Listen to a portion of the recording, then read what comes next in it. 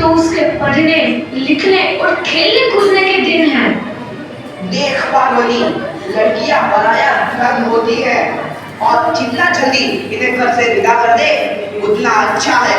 कल से आनंद की पढ़ाई लिखाई बंद। पर बापू, इसमें मेरी क्या गलती है? आप मुझे पढ़ाई करने क्यों नहीं देते? तेरी गलती है कि तू एक लड़की है। लड़का होती तो क्या बापू? लड़का होती तो क्या? ऐ लड़की, ज्यादा जबान ना चला, नहीं तो जबान हलक से खींचकर बाहर निकाल दूंगा। बापू, मैं पढ़ लिख कर कुछ बनना चाहती हूँ। मेरी पढ़ाई ना रोको बापू। आनंदी, तुझे पढ़ना है तो पढ़, लेकिन सारी उम्र बाप की छाती पर यूं बोझ मत करना बैठ। पर बापू, अभी तो मेरी उम्र पढ़ाई लिखाई की है। मुझे पढ़ लिख कर डॉक्टर बनना है। पढ़ाई पढ़ाई पढ़ाई, आज तो तेरी इन किताबों का काम तमाम करके ही छोड़ूंगा। ये ले। नहीं बापू, मत पढ़ो बापू। छोरी। नहीं बापू, नहीं। बापू, ये तुमने क्या किया? तुमने मेरी इन किताबों को ही नहीं फाड़ा बापू, मेरी किस्मत फाड़ दी, मेरी किस्मत। ये कापी किताबें ना सिर्फ छोरों के हाथ में अच्छी लगती है, लड़कियों के हाथ में तो सिर्फ मेहंदी अच्छी लगती है, मेहंदी। पर बापू, मैं लड़की हूँ तो क्या हुआ?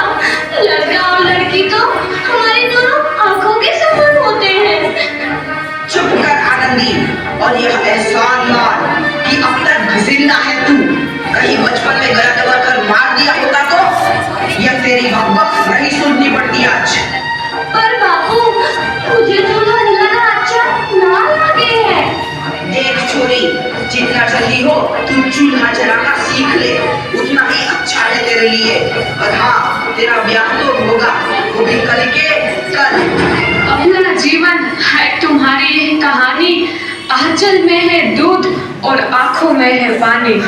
मुझे माफ कर दे बेटी, तेरे बापू के जिद के आगे मेरी एक न चलेगी। माफ कर दे बेटी, मुझे माफ कर दे। इस प्रकार मात्र 9 वर्ष की छोटी उम्र में आनंदी का विवाह गोपाल राव जोशी से हो गया। बाल विवाह एक सामाजिक कुरीति है और इस कुप्रथा का शिकार होना पड़ा आनंदी को। 5 वर्ष बाद आनंदी 14 साल की हो गई है। उसके घर एक शिशु ने जन्म लिया है। देखते हैं आगे क्या हुआ। देखिए, इसको क्या हो गया?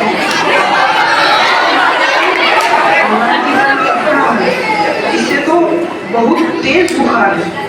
आप भी ना कुछ भी बोलते हैं। दीजिए मुझे। माधव, जल्दी से वैद्य जी को बुला के लाओ। जी। ये तुम क्या कर रही हो आनंदी? भगवान की विभूति लगा रही हूँ। बस करो आनंदी, ये सब अंधविश्वास है।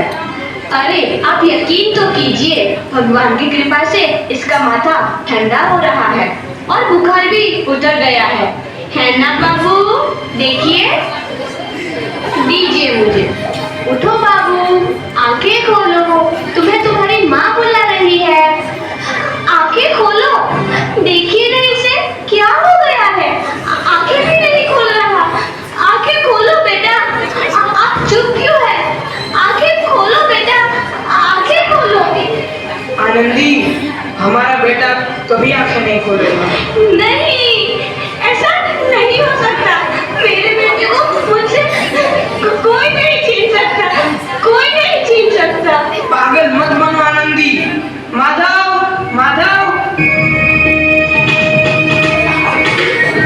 आनंदी, बंद करो ये पागलपन। भगवान ने मेरा बच्चा छीन लिया। भगवान ने नहीं, तुम्हारी अशिक्षा और अंधविश्वास ने तुम्हारा बच्चा छीना है। अगर तुम पढ़ी लिखी होती तो आज हमारा शिशु जीवित होता। तुम अनपढ़ थे आनंदी, अनपढ़। नहीं, अब मैं अनपढ़ नहीं रहूंगी मैं अनपढ़। मैं पढ़ूंगी ताकि कल किसी और आनंदी को इलाज के अभाव में अपना बच्चा ना खोना पड़े। शाबाश आनंदी, और यही तुम्हारे अपराध के लिए प्रायश्चित भी है।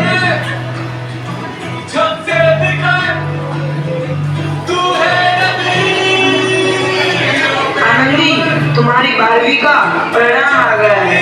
तुमने पूरे कॉलेज में प्रथम स्थान अर्जित किया है। आनंदी, तुम्हारी मेहनत रंग लाई है। तुम्हें शिक्षा वृत्ति मिली है। ये लो तुम्हारे अमेरिका जाने की टिकट। मुझे शिक्षा वृत्ति मिल गई, मैं अमेरिका जा रही हूँ। पर ये सब मैं अकेले कैसे कर पाऊंगी? दीदी, अपना आप को इतना कमजोर क्यों समझ रही हो? फिर इतना पढ़ने लिखने का क्या फायदा? तुम अभी गवार की गवार नहीं हूँ मैं अब गवार।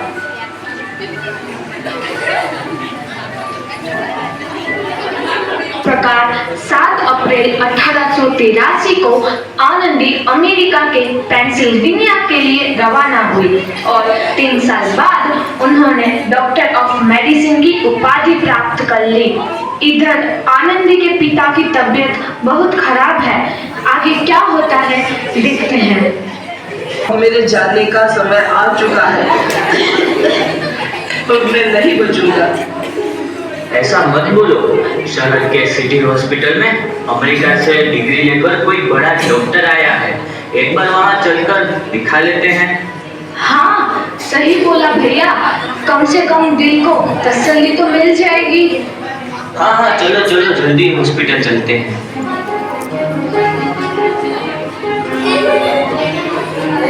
इस मरीज की हालत तो बहुत ही खराब है। कोई चमत्कार ही इसे बचा सकता है। ऐसा मत बोलो भाई। डॉक्टर साहब कब तक आते होंगे? लो आ गई डॉक्टर मैडम। डॉक्टर मैडम जल्दी देखिए, मरीज की हालत बहुत ही खराब है।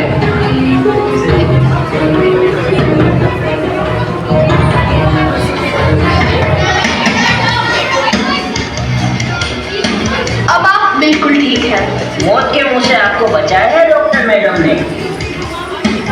डॉक्टर साहब ने मुझे बचा लिया। मुझे मिलना है डॉक्टर साहब से। डॉक्टर साहब नहीं, डॉक्टर मैडम बोलो। डॉक्टर मैडम, उन्होंने ही तुम्हें जीवन दान दिया है। लो आ गई डॉक्टर मैडम, मिल लो उनसे। डॉक्टर मैडम, आपका बहुत बहुत धन्यवाद। आपने मेरी जान बचाई। इसके बदले में मैं गरीब भला आपको क्या दे सकता हूँ? वचन वचन चाहिए मुझे कि कभी ये नहीं कहोगे कि लड़कियां कुछ नहीं कर सकती। वचन? ये कैसा वचन? अरे श्यामलाल, तुमने पहचाना नहीं? तुम्हारी बेटी आनंदी। आनंदी? मेरी बेटी आनंदी डॉक्टर? हाँ बापू, वही आनंदी जिसके लिए बचपन में तूने चूल्हा और दूल्हा के अलावा कुछ नहीं सोचा था। आनंदी, आनंदी मेरी बेटी, मुझे माफ कर दे। मैं तेरा गुनहगार हूँ बेटी। नहीं नहीं बापू, वही आनंदी जिसके हाथ पे लेकर के तुम उसकी सारी जिंदगी काला कर देना चाहते थे। माफ कर दे मुझे मेरी बच्ची, माफ कर दे। मैं तेरा अपराधी हूँ मेरी बच्ची, माफ कर दे। नहीं बापू, मैंने तो तेरा एहसान चुकाया है। याद है ना अपना एहसान जो बचपन में तुमने मुझ पर किया था? मैंने सुना सुना कर जीते जी मार डाला था मुझको। अब बोल, और किस किस को मारेगा? आनंदी बेटी, मुझे माफ कर दे मेरी बच्ची। मैं तेरा गुनहगार हूँ। बापू, आपने ही तो बोला था किताबें सिर्फ बेटों के हाथ में अच्छी लगती है, बेटियों के हाथ में तो सिर्फ मेहंदी। बेटों और बेटियों में फर्क करना तो आंखों में फर्क करने समान है। एक का पढ़ना और दूसरे का ना पढ़ना सामाजिक अंधकार है बापू, सामाजिक अंधकार। उपकार मांगता हूँ मैं तुझ जैसी बेटी का, जिसने सारी उम्र मुझसे कुछ ना मांगा। मांगा तो सिर्फ बराबरी का दर्जा। वरना सच तो यह है कि मैं तेरी माफी के लायक भी ना हूँ। और जैसा तेरी बराबरी कर सके उसके मैं लायक भी ना हूँ मेरी बेटी, लायक भी ना हूँ। अपने बापू को क्या माफ नहीं करोगे आनंदी? माफ कर दो आनंदी, माफ कर दो। सुबह का भूला यदि शाम को घर लौट आए तो उसे भूला नहीं कहते। बापू।